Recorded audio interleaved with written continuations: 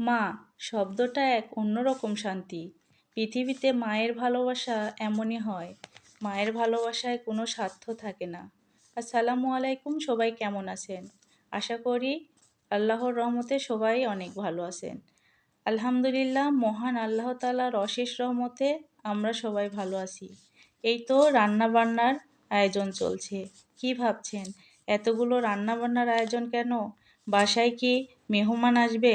না, আসলে আমার খালাতো বোনের মেয়ে অনেক অসুস্থ, তাই মেডিকেলে নিয়ে যাব আর বাসায় রাখবো।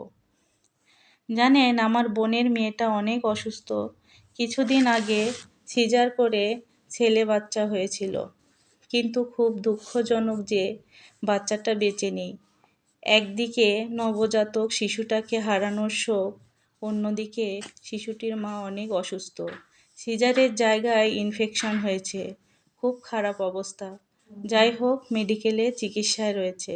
আল্লাহ যেন মেয়েটাকে তাড়াতাড়ি সুস্থ করে দেন, সবাই দোয়া করবেন। মেয়েটাকে নিয়ে শুধু তার মা আছে, আর কেউ নেই। স্বামী এবং তার পরিবারেরও কেউ নেই। পৃথিবীতে মায়ের ভালোবাসা এমনই হয়। মায়ের ভালোবাসায় কোনো স্বার্থ থাকে না। সবাই ভালো থাকবেন। আল্লাহ হাফেজ।